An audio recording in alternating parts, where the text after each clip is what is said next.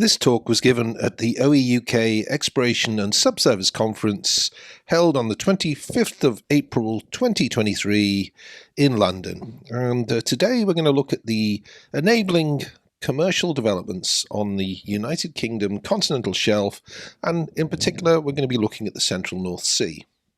Now, we had quite a broad remit for this. We were asked to think about the Triassic potential in the central North Sea, to look at stranded discoveries. Could we unlock them? What was the future going to be like for a mature basin?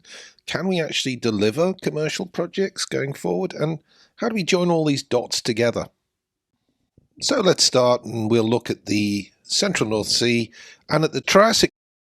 So the Triassic fields are highlighted in green, and the Triassic prospects are highlighted in purple.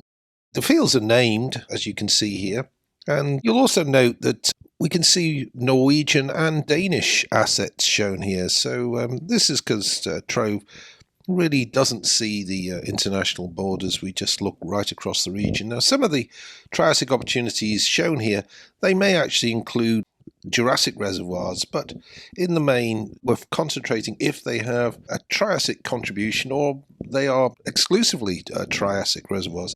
So this region is known as the sort of the HPHT, so that's high pressure, high temperature, and we do know that many opportunities have been drilled in this region, and some of them haven't worked because they are so high pressure they actually just blow the seal within pressure cells. Now, there's also some other issues, and that is that there are facies variations. But generally speaking, though the Triassic is not a world-class reservoir, compared to many other world basins, it's still pretty good quality. Here we can see the Triassic prospects, and the bubbles indicate the unrisked recoverable reserves in millions of barrels of oil equivalent.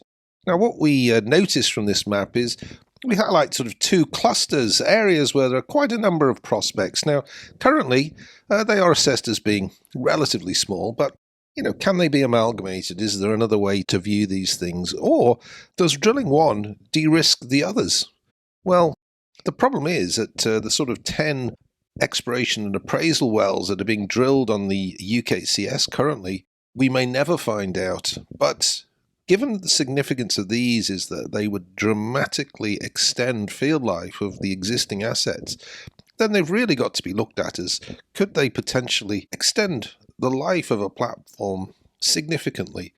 So we're going to have a look at an example here, and it's highlighted with this red line, and it's the Shearwater seismic. So here is that line. It's running southwest to northeast. And highlighted here, the top Triassic, or Heron as it's known locally. And you can see this is where the sort of Shearwater field is. We not exactly know where the contact is and the extent of it, but it's really within the Fulmar and perhaps within some of the Pentland.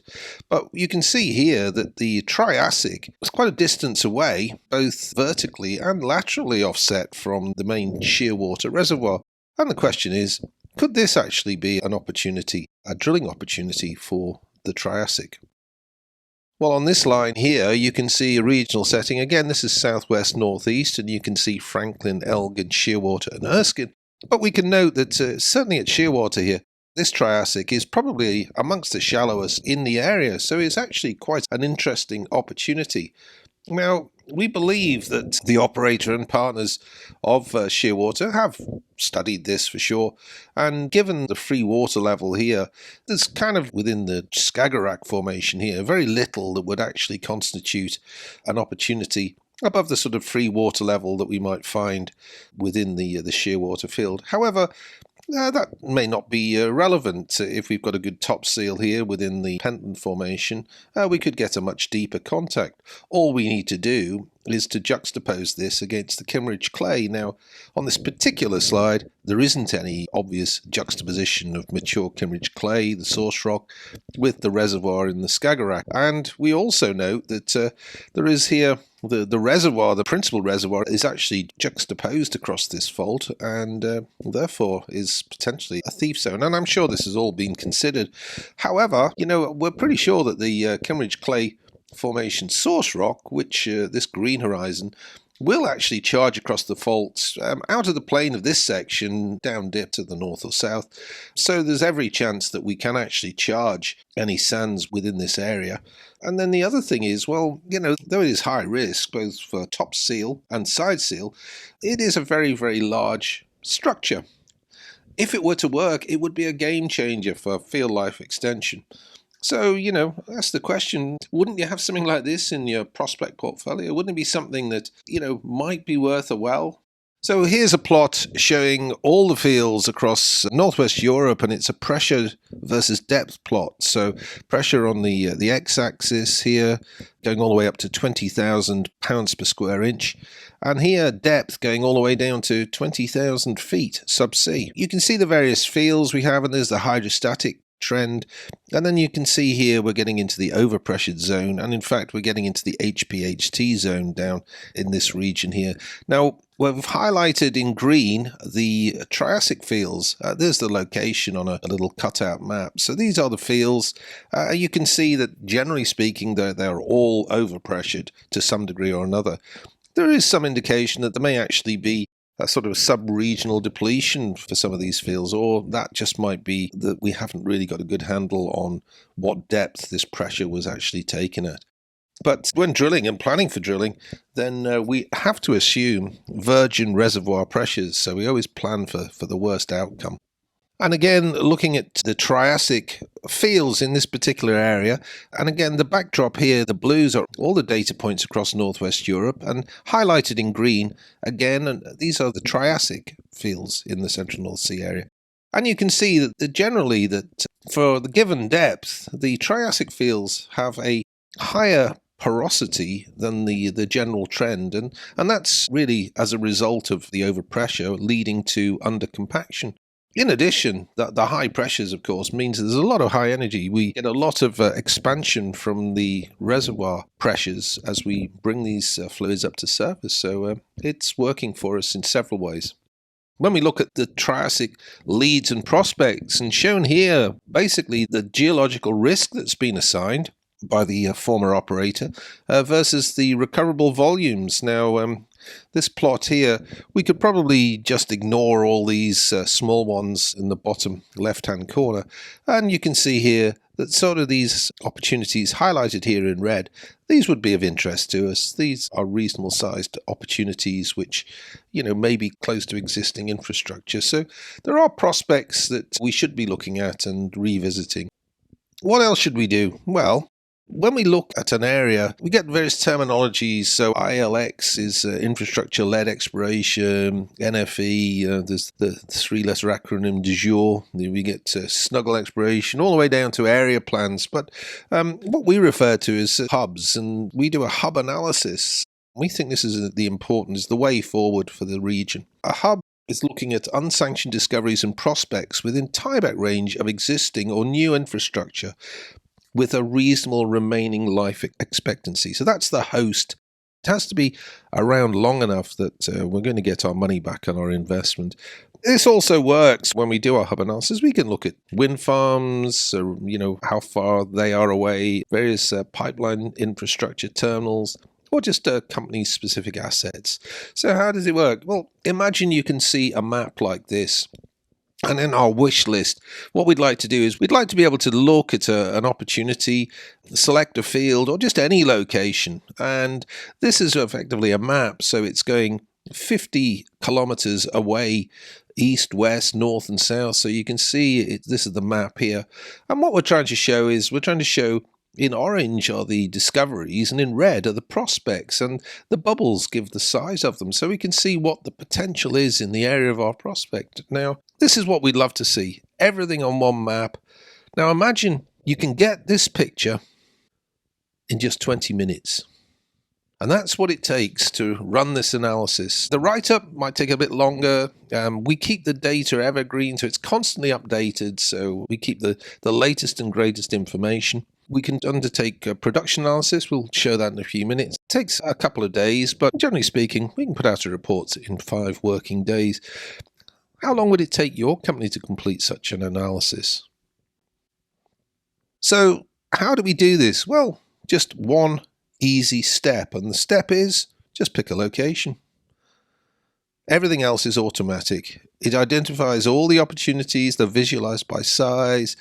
We can look and evaluate competing infrastructure. We look across international boundaries, and I can see here quite a number of Norwegian opportunities included, along with the UKCS opportunities.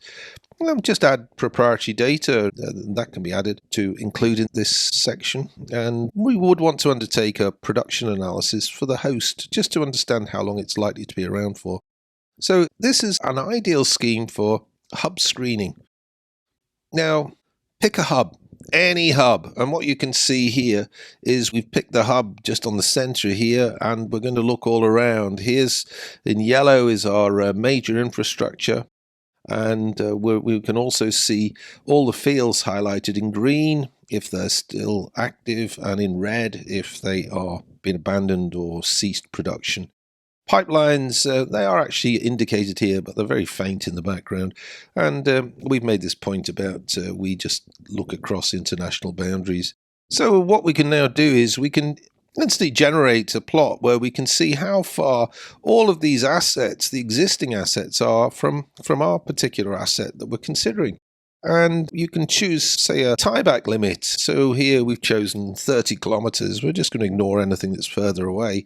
And what you can see here, sort of from the 20 to 30 kilometer, a lot of the infrastructure has ceased production. So that no longer exists or is available as a potential hub or export.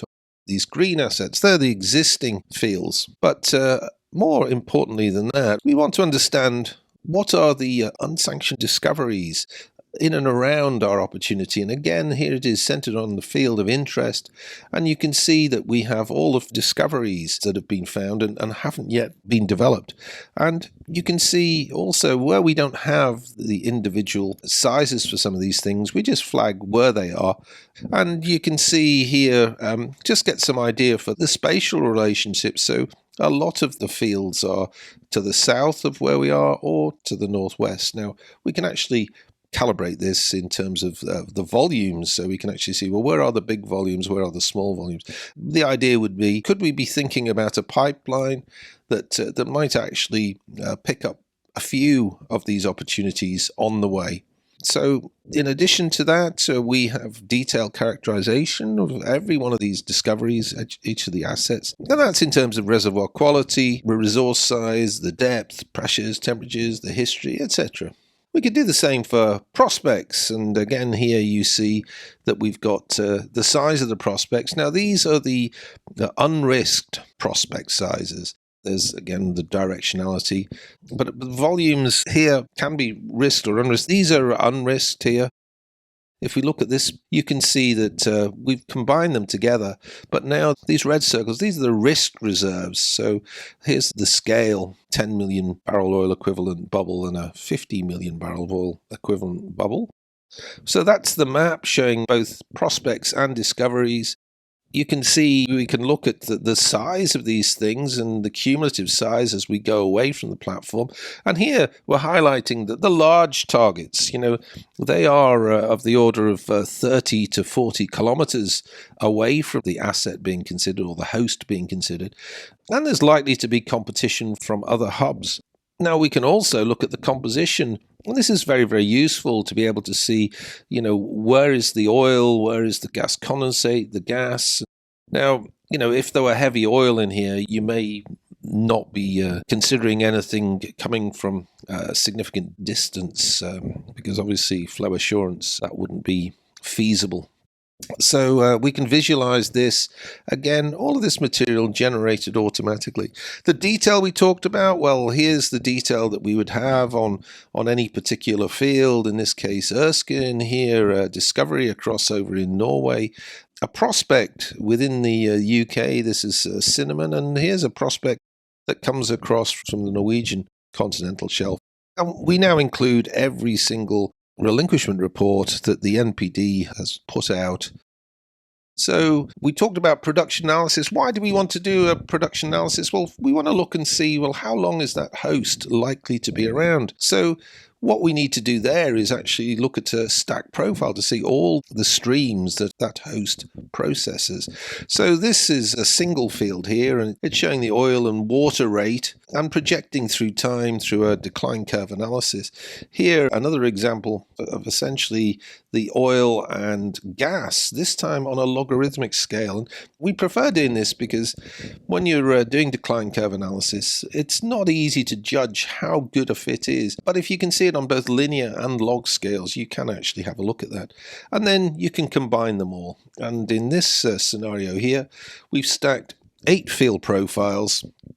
We've got the production history to the most recent point that we have data. And from there, we then do the forecast point forward. And then we can have a look through here and we can kind of take an estimate of, well, when would this field be likely to cease production based on the gross oil rate or gas rate. So it is semi-automated, I say, and the reason is that each and every one of the individual profiles needs to be QC'd by a reservoir engineer. We said join the dots. Well, hub analysis, it's not about looking what's on your doorstep. That's easy. This is looking at seeing, well, what else is there further afield? So in conclusion, from our TROVE Central North Sea database, we have 16 discoveries and 30 prospects in this area. Now, many of these dynamite explosives wouldn't get many of them drilled, and at the sort of rate of 10 exploration and appraisal wells per annum across the entire UKCS, this isn't going to work as a model. Now, we know that windfall tax didn't help, and at least in Norway, when you explore, you get 78 cents in the dollar back in the same fiscal year. But we've still got to look, and hubs are the answer. We've got to have a collaborative environment, and we've got to have joint developments. Share the risk, share the reward. Let's look to the shallow, but also to the deep. Not just the Triassic, older horizons as well. There is still potential in the Central North Sea and in other parts of the UKCS. We've got to unlock the commercial impasse mindset and also the what's mine is mine, what's yours is yours type behavior. If you want to get a piece of the cake, collaborate, form hubs. Otherwise, you're going to go hungry. Thank you very much for listening. I hope you found that interesting. Hope to see you back on our channel before too long. Bye for now.